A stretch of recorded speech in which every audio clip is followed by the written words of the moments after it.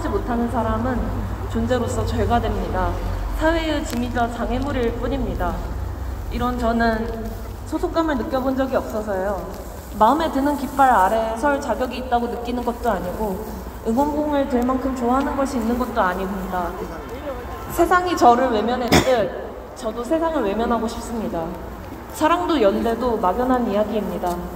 하지만 어른들이 아까운 청춘이라고 말했던 20대를 죄다 낭비한 뒤 작별하는 문턱에서 저는 이곳에 나와 있습니다. 왜일까요?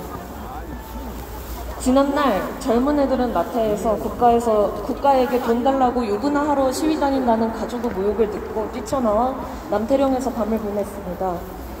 양곡법이 무엇을 보장하는지, 농민이 겪고 있는 구조적 문제가 무엇인지 처음으로 인지했습니다.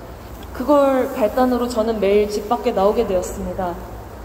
아침마다 서울교통공사의 자의적인 철도안전법 조항 해석 아래 불법 시위단체로 낙인 찍히고 있는 전국장애인 철폐연대와 함께합니다. 경찰과 서울교통공사는 마치 귀찮은 청소를 하는 듯한 태도로 불법 시위자는 시민이 아니라는 말로 헌법에서 보장하는 인간이 평등할 권리, 평등하게 이동하고 노동하고 살아갈 권리를 보장하지 않는 서울시장과 서울교통공사에게 저항하는 운동가들을 비인간화하며 무력 진압합니다. 매주 수요일 일본군 성노예제 문제 해결을 위한 정기 시위가 열리고 있습니다. 현 정부는 박근혜 정부 때 피해자들의 의견을 반영하지 않고 이뤄졌던 한일 합의를 준수한다는 핑계로 일본 정부의 전쟁 범죄의 책임을 물을 책임을 회피해왔습니다. 심지어 일본 정부와 기업을 한국 정부가 대신해 피해자들에게 배상하는 제3자 변제안으로 전쟁 범죄자들에게 면죄부를 주었습니다. 매주 목요일 명동역 10번 출구 세종호텔 앞에서 부당해고당한 노동자들이 1000일이 넘는 시간 동안 복직투쟁을 하고 있습니다. 세종호텔은 10년, 20년이 넘는 시간 동안 세종호텔을 위해 헌신해온 노동자들, 그 중에서도 노동조합원을 곤란에 부당하게 해고해야 했으나 대법원이 그 해고는 정당했다며 지난달 확정 판결을 내렸습니다. 하지만 그들은 투쟁을 계속하고 있습니다. 4.16 연대 박성렬 공동대표님이 4.16 10주기 기억문화제에서 말씀하셨습니다. 재난참사 피해자들이 눈물 흘리지 않고 서로 위로하고 연대할 수 있는 세상을 만들기 위한 법적 토대, 생명안전기본법을 쟁취하자.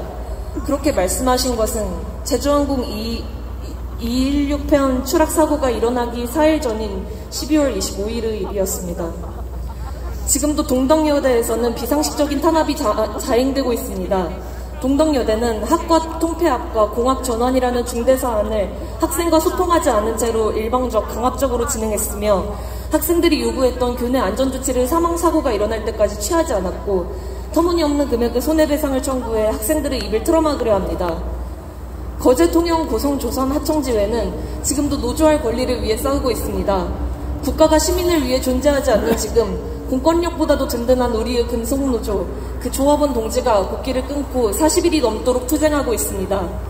한화오션이 손해배상 소송으로 노조를 탄압하고 있는 상황 속에서 노동조합법 2~3조를 개정해 더 촘촘하고 정확한 범위 안에서 권리를 보장받을 수 있는 노동자가 되기 위함입니다. 저는 부끄럽게도 이제야 이들의 이야기를 알았습니다. 그리고 이들의 이야기가 전부 연결되어 있음을 알았습니다. 전국장애인 차별철폐연대는 동덕문화예술관에 어떤 시위도 불법이 될 수 없다고 적힌 스티커를 함께 붙였고 민주노총 차량은 팔레스타인 연대 집회의 행진에 함께 갑시다라는 말과 함께 프리 팔레스타인이라는 구호를 선창하고 거통구 조선 하청지회 투쟁문화제에서는 장애인 동지와 연대하는 동병상련의 마음으로 전장현의 열차 타는 사람들이 울려 퍼졌습니다. A학교에서 벌어진 성폭력 사건을 공익제보했다는 이유로 부당하게 전보당한 지혜복 선생님이 이동하고 싶은 장애인과 고공농성하는 노동자와 팔레스타인의 권리를 위해 투쟁하는 모든 집회에 함께하고 계십니다. 저는 자신합니다. 집회에서 발언하는 시민들과 단 한 번이라도 인간으로서 마주한 사람이라면 그들의 요구가 부당하거나 이기적인 것이라고 쉽게 낙인 찍을 수 없을 것입니다. 저희는 그저 지금까지 만나지 못했기 때문에 서로를 몰랐을 뿐입니다. 만나서 이야기를 나누며 우리는 우리가 바라는 것이 사실 궁극적으로는 맥을 공유한다는 사실을 알게 되었습니다. 우리는 권력에 의해 주저앉혀지고 싶지 않아 투쟁합니다. 이건 당연하게도 파시즘을 앞세운 지도자를 거부하는 일과 같습니다. 광장에 나온 사람들은 끊임없이 외면당한 이들을 부르고 있습니다. 비민주적인 결정 아래 배움터를 위협당하고 있는 여대 학생들, 자신을 입증할 필요 없었던 사람들이 정한 규칙에 부합하는 방식으로 피해 사실을 입증하지 못하면 가해자를 벌받게 할 수도 없는 여성폭력의 피해자들, 미미한 지원금만이 쥐어진 채 삶의 터전을 철거당한 용주골 사람들, 시설과 집안에 갇혀 오갈 데 없는 장애인들, 철저한 외부인으로 배척당하는 이주자들, 불합리한 정부에 항명하고 고문당한 군인, 일자리를 빼앗긴 노동자, 정당한 임금을 받지 못하고 있는 노동자, 쉴 시간을 보장받지 못한 노동자, 위험한 환경에 내몰려 목숨이 부품처럼 쓰이고 있는 노동자, 국가의 식량 자금률을 책임지는 주체임에도 보호받지 못하고 있는 농민, 무책임한 정부의 대처로 소중한 사람을 잃은 사람들, 정치적 주권을 존중받지 못하는 청소년들, 지정받은 성별을 거부하는 트랜스젠더, 부름받거나 분류되지 못한 논바이너리, 결혼이라는 제도로 묶일 수 없는 사람을 사랑하거나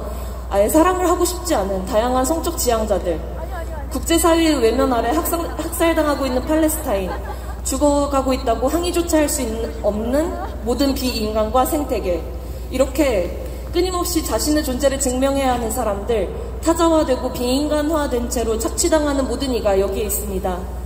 국민의힘과 윤석열의 폭거와 같은 정치 행보 안에서 저희 중 대다수는 희생양에 지나지 않습니다.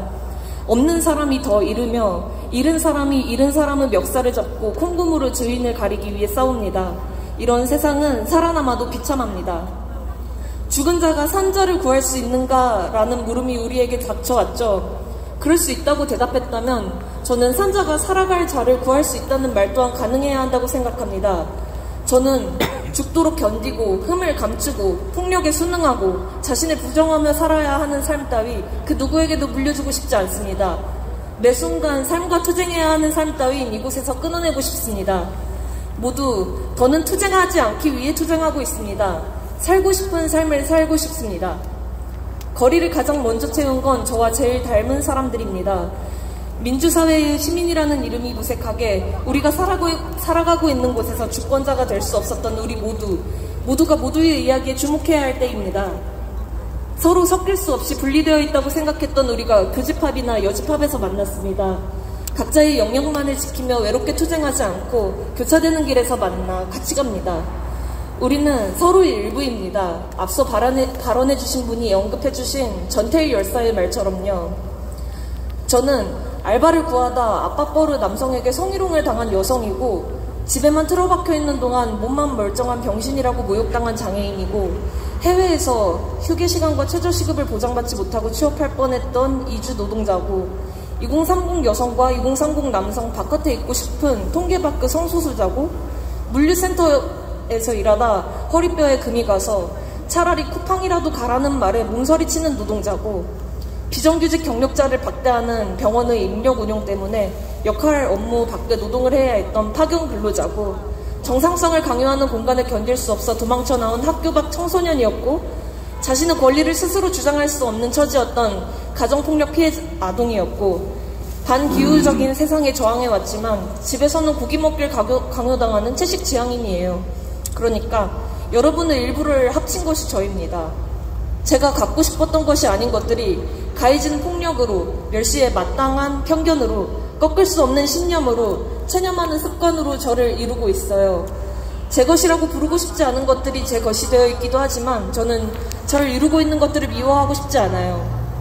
제가 말하고 싶은 건 당사자성에 대한 이야기가 아닙니다. 세상은 아주 긴밀하게 연결되어 있어서 한 개인에게 가해지는 폭력은 언제나 개별 존재에게만 할당되는 것이 아니라는 겁니다. 혐오는 불처럼 번지기 쉽습니다. 가장 낮은 자에게 보장된 안전은 어느 누구에게나 벼랑으로 떠밀렸을 때 몸을 받아주는 안전망이 된다는 말을 하고 싶었습니다. 저는 저와 비슷한 사람들은 여러분의 일부이니까요. 저를 미워하지 않을 사람들을 이 광장에서 만나 저는 이제야 이 참혹한 세상을 사랑할 용기가 납니다. 저는 저희 일부를 불러주는 깃발 아래에서도 안심하지 못하는 사람이었습니다. 그런데 모든 약자성, 소수자성, 다양성을 포용하는 움직임의 주체자가 된 이후로 이곳의 모든 깃발들 아래에서 안도를 느낍니다. 오로지 국가만이 뒤늦게 따라오고 있을 뿐 저희는 입법, 사법, 행정에 이미 앞서 서로의 아픔과 나아갈 방향을 이해하는 민주사회 안에 있습니다. 가정폭력의 피해자와 국가폭력의 피해자가 아주 닮아있다는 생각이 듭니다. 저항과 생각이 무용한 세상에 길들여졌던 삶을 떠올립니다. 하지만 지금은 저항도 생각도 희망도 사랑도 무용하지 않다는 생각이 듭니다. 여러분 모두에게 감사의 말씀을 전하고 싶습니다. 앞으로도 외로운 사람들 곁에 있을 거라고 약속해주세요. 외로운 사람으로 혼자 있지 않을 거라고 약속해주세요. 진정한 민주주의 국가가 저희의 집이 되는 날까지 지치지 말고 갑시다. 마무리는 투쟁이 아닌 잠시 묵념으로 하겠습니다.